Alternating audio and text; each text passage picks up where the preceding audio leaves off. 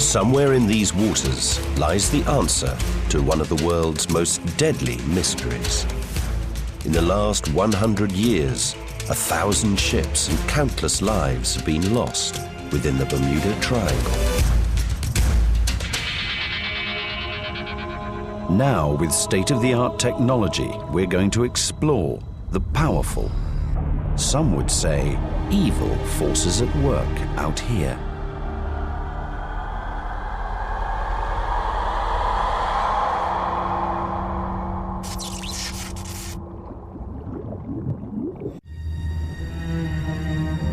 Since Columbus first sailed into the area and saw strange lights in the sky, the list of unexplainable disappearances in the Bermuda Triangle has grown.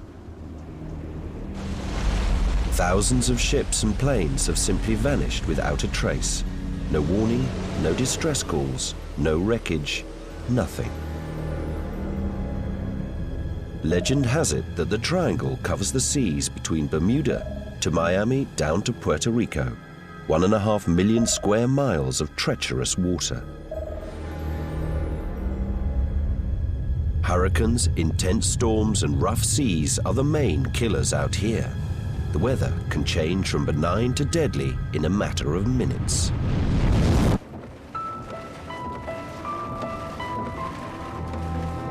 The US Coast Guard reports that around 120 boats vanish each year without a trace. It is these unexplainable disappearances that keep the mystery of the Bermuda Triangle alive. But it is not just boats. In the skies above, aircraft have also vanished.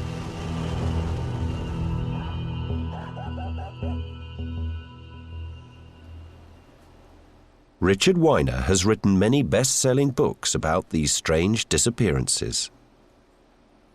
We don't know our own planet. We know more about the moon. We're probably learning more about Mars than we know of our own planet. We know about the Earth, but we don't know about the sea. The boatyards of Key West hum with stories about those who never came back.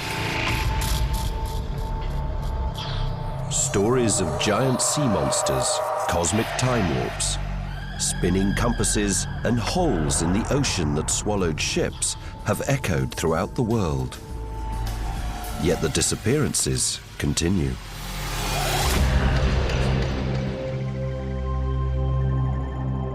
For years, the secrets buried in the watery heart of the triangle have remained hidden. But there is one iconic disappearance that happened on the 5th of December, 1945, that has continued to baffle the world.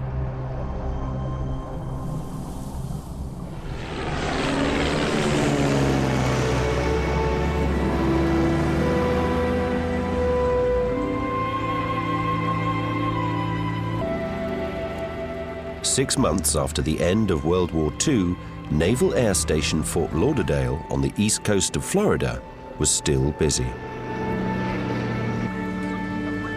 The 14 members of routine training Flight 19 had just departed on their final qualifying flight over water. In charge was an experienced pilot, Lieutenant Charles Taylor. The flight would take them east to the Bahamas and then back again in just over 2.5 hours.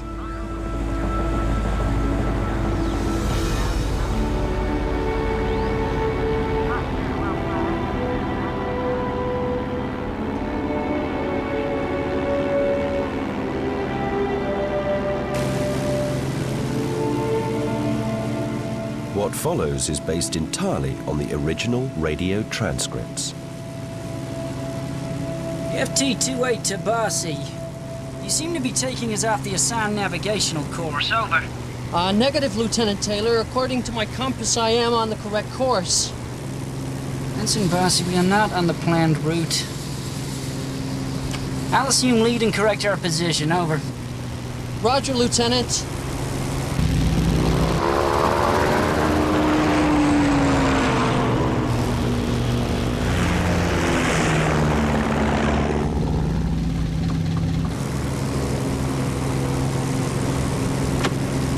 hours? It's not making much sense. How long have we been in the air? We've been airborne 1 hour, 45 minutes. We should be seeing land by now. There's nothing out there. Commander Cole, control tower. I got a call on the intercom, or the squawk box, as we used to call them. The control tower called me and said, it looks like, Commander, it looks like we got a flight in trouble.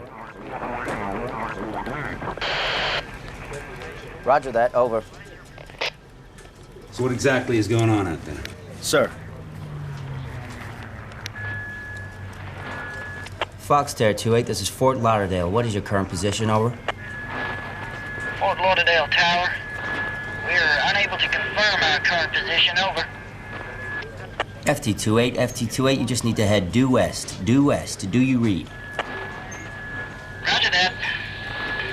We don't know which way is west. Everything is wrong.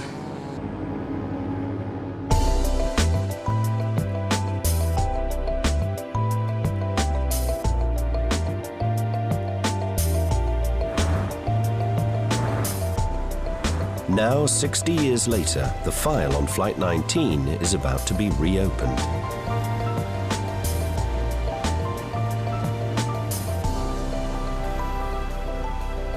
Phil Giles is an air accident investigator.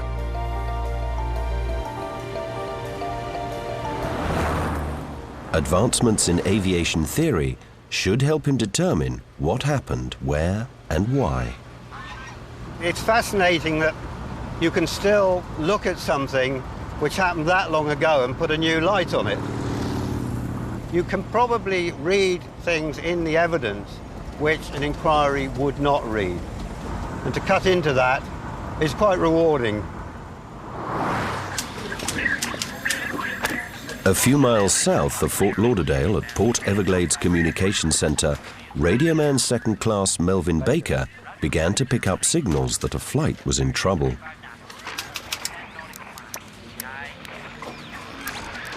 FT-28, this is Fort Lauderdale.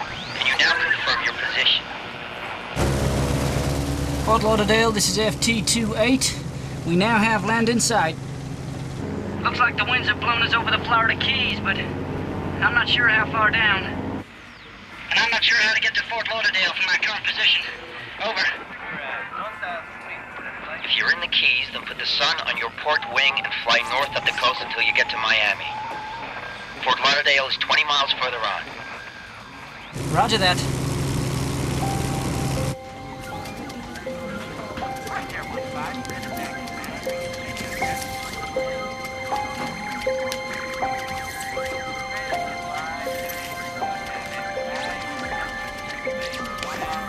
It can't be over the Keys. The winds are coming from the southwest, which would blow them out over the Atlantic. The personnel in the tower and myself just got pretty quiet because of the hopeless feeling that there was nothing you could do. Tried everything. Now, hang on. How much flying time do they have left? Enough fuel to fly until 2000 hours, Commander.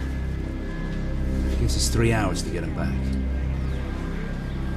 At 5:20 p.m., radioman Baker began to realize that Flight 19 was closer to home than they thought. I just turned down the power. We don't seem to be getting very far. FT-28, this is Port Everglades. How do you read me, over? Port Everglades, this is FT-28. Reading you clearly. Okay, Lieutenant. I estimate that if you fly southwest, it should bring you toward me. As I turn down the power here, if I can still hear you, it'll mean you are definitely flying toward me. Roger. We'll go. He's definitely not over the Gulf. FT-28 to Port Everglades. Listen, Baker, if I am that close to you, I should be able to see land. You might not sight land if you're parallel to us, or... Sir, please, you have enough fuel to reach us. Just keep flying toward me. Baker, I don't think this is the Right direction. FT-28 to Fort Lauderdale. Do you have a fix yet? Your transmissions are fading. Repeat, your transmissions are fading. What is your bearing? Over. FT-28, this is Port Everglades. You have enough fuel to reach us. Do you read me? FT28 to Fort Lauderdale. Do you have a fix yet? I'm turning down the volume, and I can still hear them. They must be flying toward me. Why are they ignoring me?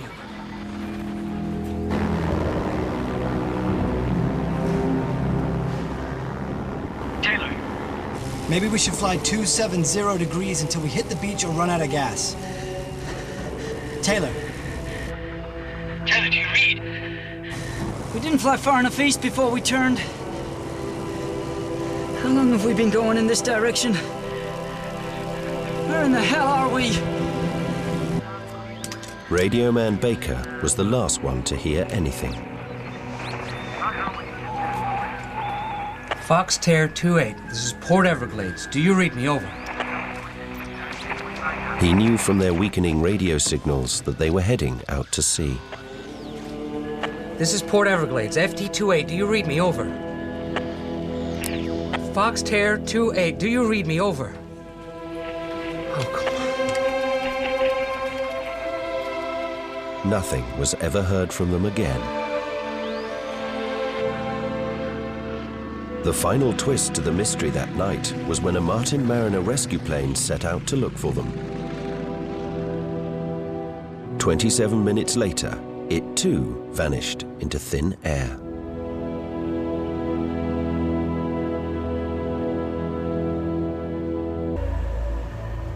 Solving the Bermuda Triangle's most iconic mystery will take all Phil's experience. To start with, he believes he can find a straightforward explanation for why no trace of Flight 19 was ever found. It may also explain why so many others disappear without a trace. The answer lies in Miami.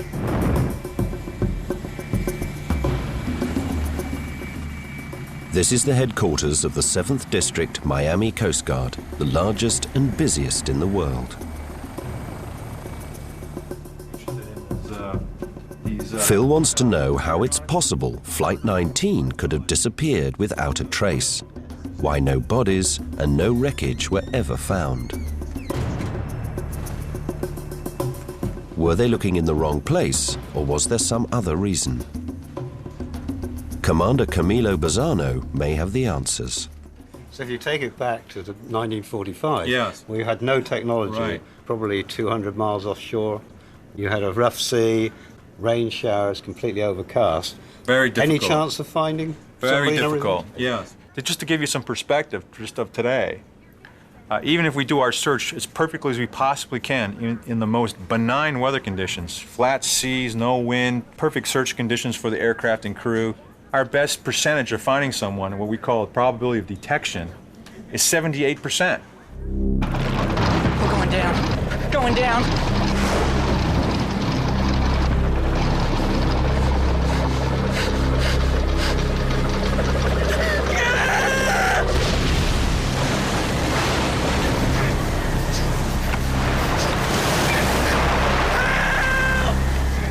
Those aircraft would have sunk very quickly.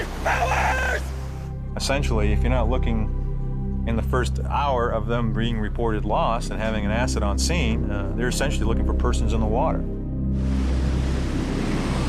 In perfect conditions, the planes would have floated for 2 minutes. But the seas were rough that night, and the Avengers would have sunk within seconds. The Coast Guard has devised a potentially dangerous exercise in order to demonstrate how difficult it is to find anyone or anything at sea.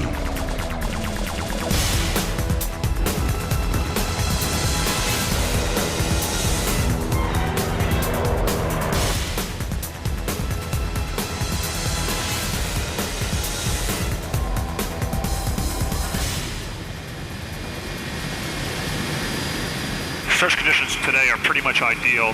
Pretty much light wind, seas are probably about 2 feet or less. Excellent visibility.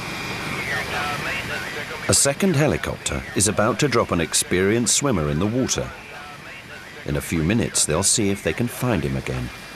What we'll do is we'll kind of go out about 200 yards off to the left of them there.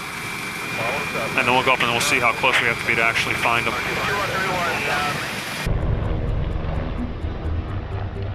With 30 minutes of fuel left and the current pulling the swimmer further north every minute, the pressure's on. But at least this time, they know roughly where he is.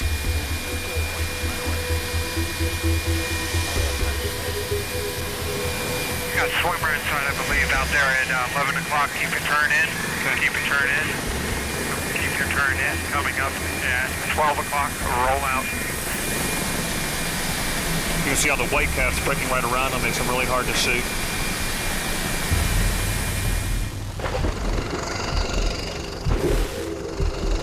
You can barely see the man like this, and he's wearing an orange neoprene suit and a big old snorkel on top. And basically you need to fly right over top of him to be able to see him. At nighttime, it'd be almost impossible, I would say, to see him unless you had an extremely bright moon on flat seas.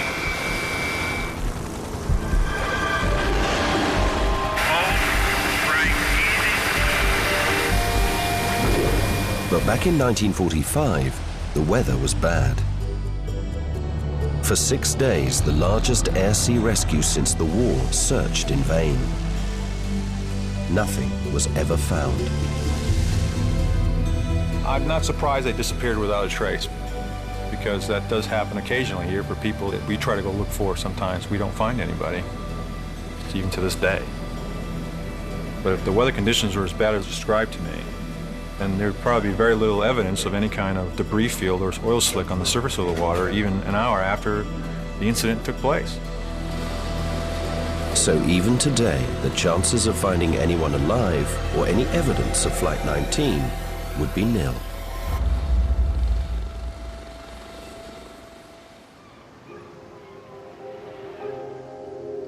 But it is still not enough to explain why the flight went so badly wrong.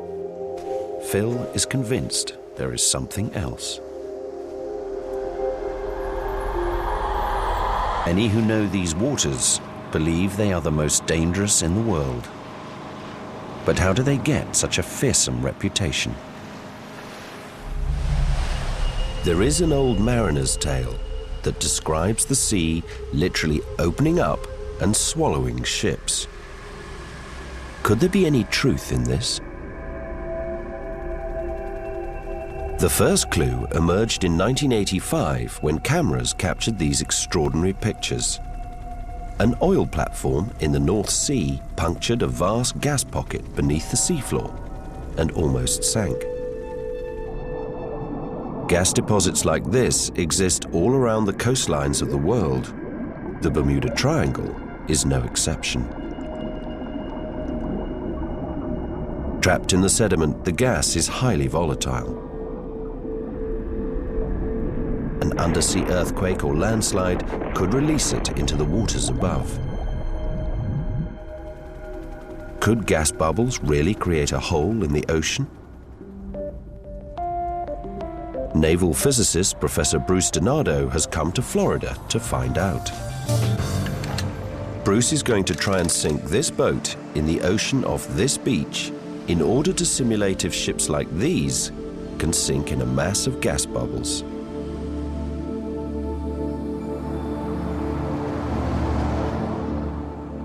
Up until now, it's all been theory. The experiment is large-scale and will be the first of its kind. Then it goes to the manifold. Bruce is going to be helped on the practical side by Hollywood special effects designer Phil Beck. No one has ever attempted an experiment like this before. The aim is to recreate a small-scale methane gas eruption similar to the one that happened in the North Sea. So they're building a massive lattice of pipes which will then be sunk onto the sea floor. They will then pump a vast amount of air, which has similar properties to methane, into the lattice. The air will then be forced out of the pipes through small holes into the water above. Turn them on. Yeah. Come on. It's a very turbulent situation, so the boat's bobbing up and down, but there's a definite loss of buoyancy. With 25% air in the water, the boat should have sunk. However, there is something they haven't anticipated. It's not dropping very much. That's not a good sign. The bubbles themselves lower the density, makes it sink, but the upward force due to the flow of the water is keeping the boat up. It looks like the two roughly cancel each other. Yeah, come on over. There is a neutralizing effect in the center of the bubble field, which means the sinking zone must be just outside the center. Time is running out, and there is only one more thing Bruce can try. Now, if we get a little bit off center, it's much better. You know, there the flow, it doesn't tend to push the boat up, but out.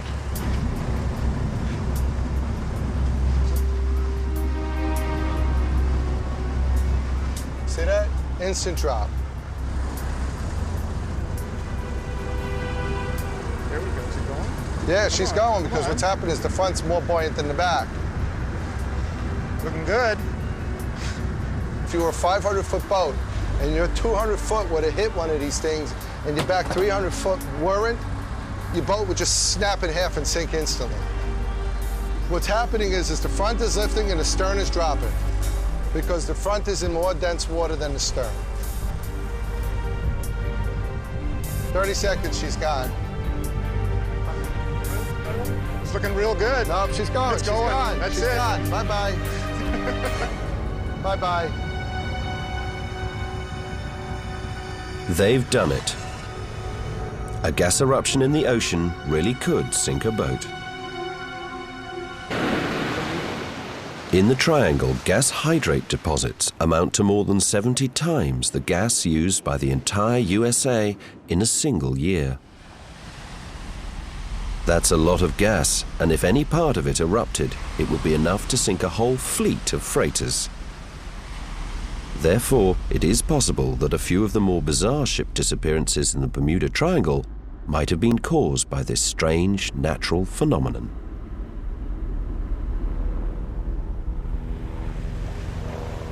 So it seems there is truth in at least one of the old mariners' tales. But the truth behind some of the Triangle's biggest mysteries is far more elusive, as explorer Graham Hawkes discovered in 1991.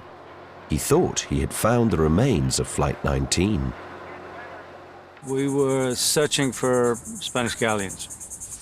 We came across one Avenger on the bottom, thought nothing of it, just lugged it. We came across another aircraft, took a look at it with cameras, an Avenger. Second one, lugged it. A group of explorers believe they found 5 American Navy warplanes. The story hit the headlines. Had they found the mythical Flight 19? He promised the media an answer within 2 weeks. In those days, submarines were far too expensive. So Graham used a remotely operated camera on a wire. The team concluded from the low-quality images that these aircraft were probably not from Flight 19. But who were they? The answer would turn out to be just as mysterious. If that wasn't Flight 19, you mean to tell me there's another 5 Avengers linked up here? And I'd like nice, easy answers. To me, it's much easier that this is the 5. Of course it's the 5. Of course they went into the sea. Here they are. There's no mystery here. Here they are. No mystery. It's much, much more untidy if it isn't Flight 19, and we have to find out where they are. Graham Hawkes is now going to return to the 5 mysterious planes, and this time he's going to go down there himself and find out once and for all who they are.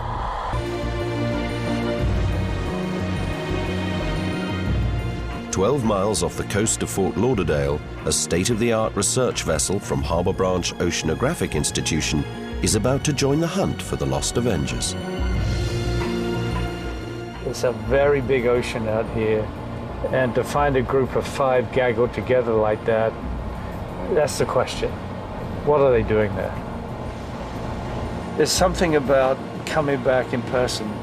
You find things with remote technology, and it just leaves this itch. This time we have the ceiling submersible, so this time we get to go and almost touch them and smell them, and I think we have a much, much better chance of finding out who they are.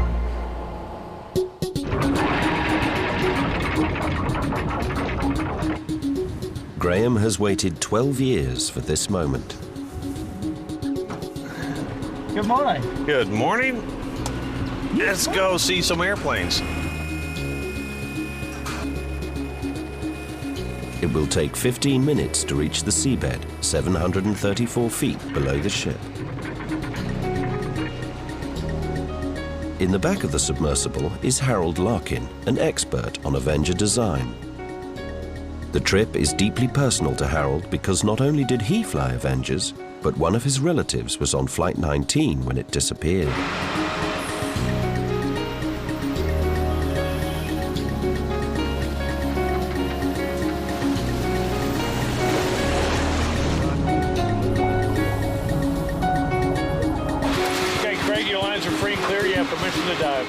Roger, I got 200 yards, 310, thank you.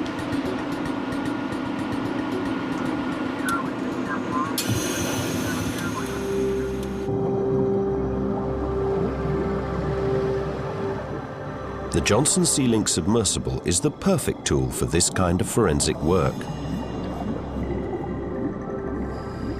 The object of the mission is to find each wreck's unique code, called the Bureau number. This is the only way to make a definite identification.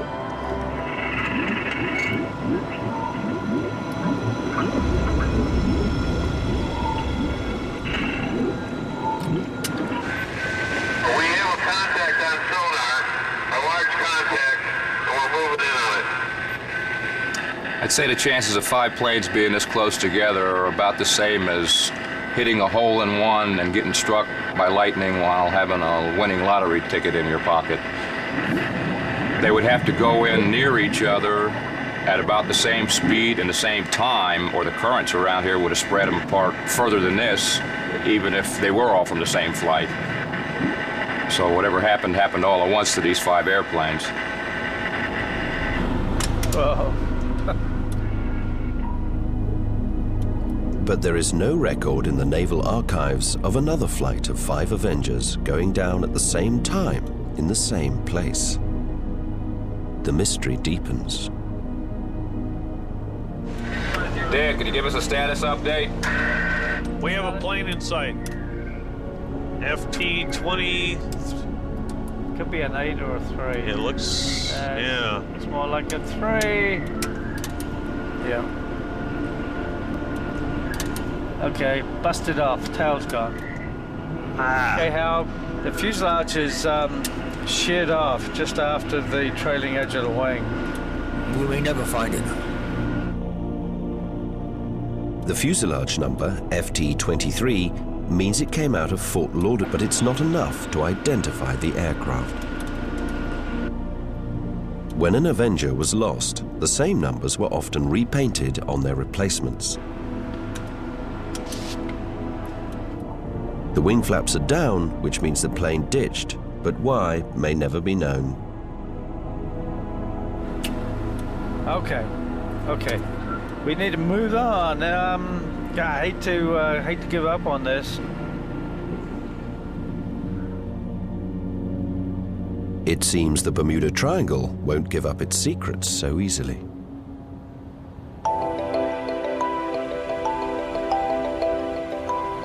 Phil is now ready to investigate why Flight 19 went wrong. The problem with looking back at something in the past like this is you can never ask that extra question, so you have to deal with the evidence that's available to you. The one thing that isn't covered in any detail is probably one of the most significant causal factors in the flight being lost, and that is the human factors. It wasn't normal in that time to look in any detail into human factors.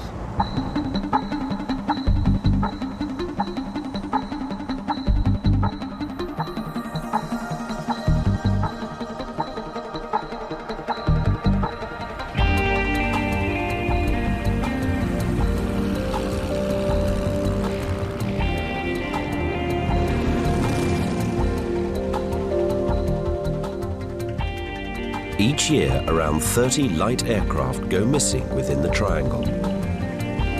Carol Collins, an experienced instructor, is going to help Phil get into the mindset of a pilot in difficulty in this area. Okay, we're level at 1,500 feet. When you're flying over an area that has no visual landmarks, it's very easy to lose your sense of motion. For instance, if we started out on a prime heading of east, made a turn to the west as we did, and then turn toward the south, if you're making very gradual turns and you're not being very, very cognizant of what you're doing there, you'll find yourself in a whole other direction than you thought you were. One of the unique navigational hazards in the Bermuda Triangle is becoming more obvious to Phil from the air. When you're looking at strings of islands, if there's no houses on them, if there's nothing to identify them, one island can pretty much look like another, as you'll see as we come around and go up here. Right now, we're in good shape because we can look back and we can see, oh, there's the highway. But if we couldn't see that highway, one of these islands would just look so much like another. And in times of poor visibility, that's a serious issue. So getting lost does happen. We must be over the southern Gulf. Well, that's the Gulf, don't you think? The Gulf, negative. We've gone too far east. I strongly suggest we fly west until we run out of gas. We have a better chance of being picked up close to shore. I don't know. We didn't even see the shore. Just watch the gas, men.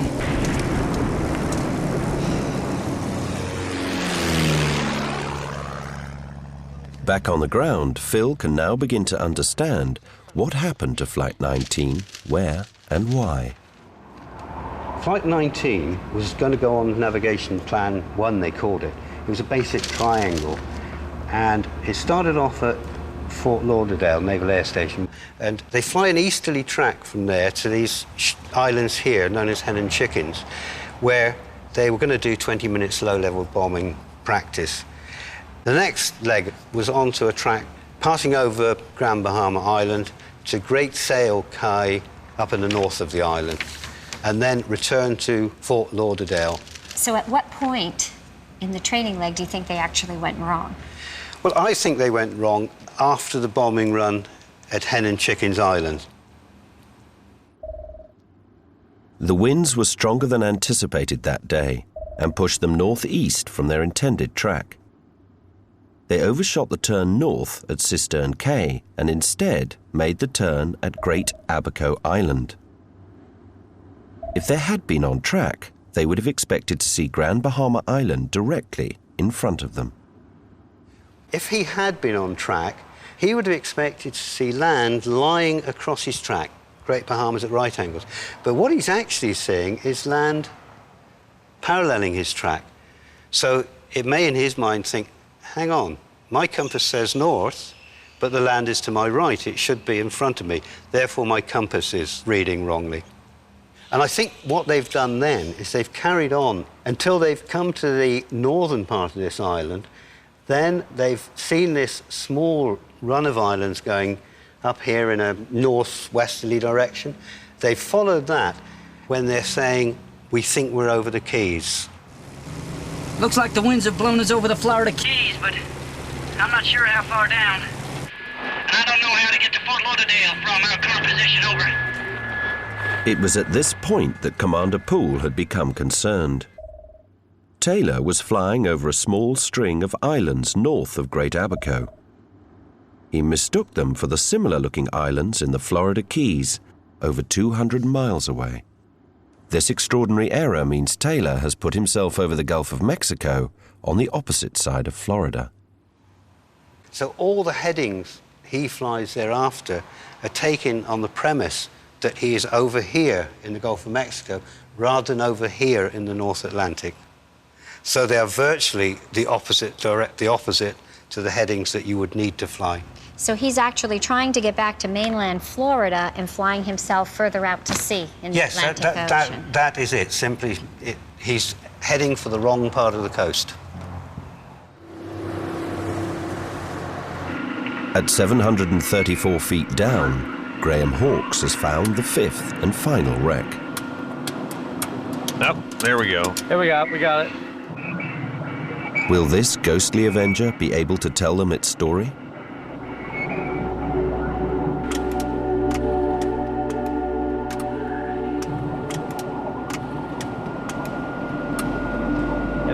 87. Okay, well, the good news is the canopy is back, which means the full crew has probably got out there. Just, can we go and take a good look at the tail section? Yeah. See if we can find anything there.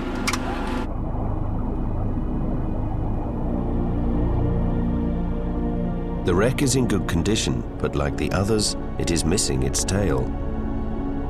They're beginning to think the Phantom 5 don't want to be identified. We want to show you something, Howard. I think this may be the vertical rudder. Well, I could turn sideways. Right in front of us now. Where? And underneath there's the wing coming into view now. Your left wing. In the middle of what? Right in the middle of the screen. Right. I can see something out of the porthole. Holy cow. They're there, then we should get a bureau number. There's a difference between human eyes and a camera.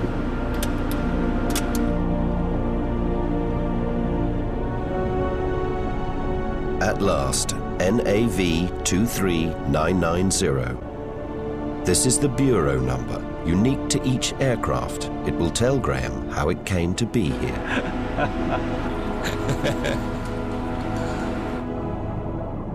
With their mission accomplished, they head back to the surface.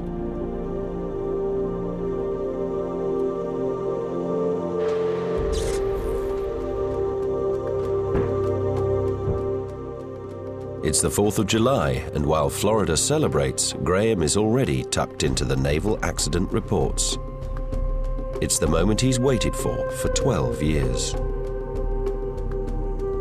NAV 23990, lost at sea. On the 9th October 1943, FT-87 piloted by Ensign George Swint was returning to Fort Lauderdale from a bombing run. On board were Airman Second Class Sam Trees and Jay Lewis. At precisely 12:20 p.m., the engine suffered a catastrophic loss of fuel and ditched. Swint and his crew survived.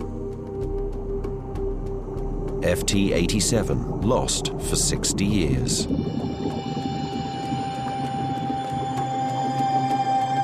Graham now knows how she got here.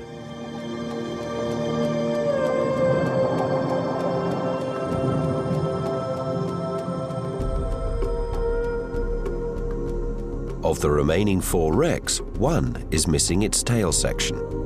And there is only 1 accident report from August 1944 showing a fatal mid-air collision where the tail was destroyed. Could this be the final resting place of pilot John Barry and airmen 3rd Class Joe Marcotte and Fred Burns? For Graham, it's the scenario he least expected. Despite the odds, they are just a random collection of accidents that came to rest in the same place 12 miles from home. Based on the information from several radio or HFDF stations from 1945, Phil can now make a guess at where Flight 19 ditched. The various HFDF stations produced a very good fix at 10 minutes to 6. And as you can see, it's up in the North Atlantic, about 100 miles off Daytona Beach, nowhere near the Gulf of Mexico. But by the time the tower received the fix, Flight 19 was already out of range. Ironically, that fix put them only 25 minutes from Daytona Beach. At that stage, they were still going west towards home. At 7:15, they were overheard discussing turning east. At 7:45, they would have had enough fuel to continue for another 15 minutes. Which means they probably ditched here, about 220 miles east of Daytona Beach. We now have a clearer idea what happened that night. The question is, why did an experienced pilot like Taylor not realize this gross error? What was going on in his mind? Okay, Lieutenant, if you have enough fuel to reach us, just keep flying toward me. Baker, I don't think this is the right direction. FT-28 to Fort Lauderdale, do you have a fix yet? He established the mindset fairly early on, after he had realized he wasn't on the correct track, that he was in the Keys at Florida. Phil has concluded that as conditions deteriorated, Taylor had a serious mental breakdown, a kind of tunnel vision that made him blind to any of the options he was offered. I don't think you can be over the Keys. Our wind chart suggests you can't have been blown in that direction. Today, this condition is known as spatial disorientation. It is considered to be one of the most dangerous threats to a pilot. There was no shaking it. And this is not an unusual phenomenon. People decide on something, and then with the stress of the occasion, they will stick with that initial concept because in their mind, it's very real. Once he'd got this mindset, it was going to stay with him until forever, because no one was going to jog him out of it. This would explain why Taylor insisted his compass wasn't working. We don't know which way is west. Everything is wrong. But what about the rescue plane that also disappeared? Martin mariners were known as flying gas tanks. Several had exploded in mid-air due to a spark or even a crewman's cigarette. A few days into the search, a report from a ship in the area claimed it had seen an explosion in the sky at the same time the mariner vanished.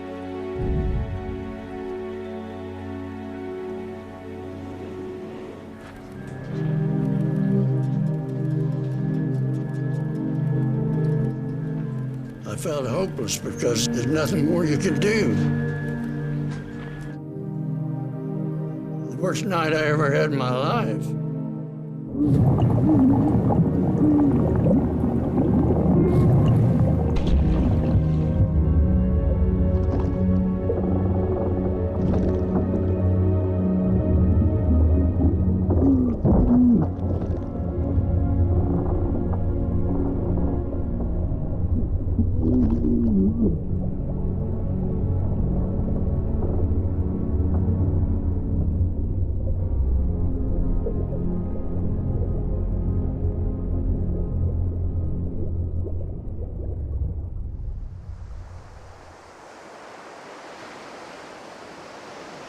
After 60 years, what happened to Flight 19 is now clear.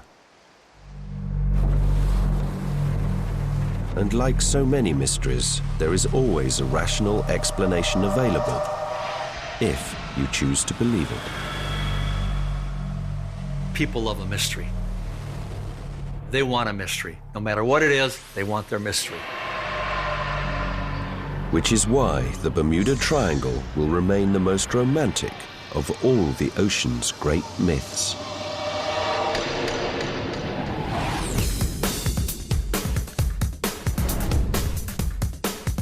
Check in and stay the night and enjoy all that 9 has to offer. The hit UK series is here on 9. Hotel Babylon will get you hooked, 9:30 Sunday and continuing Monday. Nightline is next, the latest from National 9 News.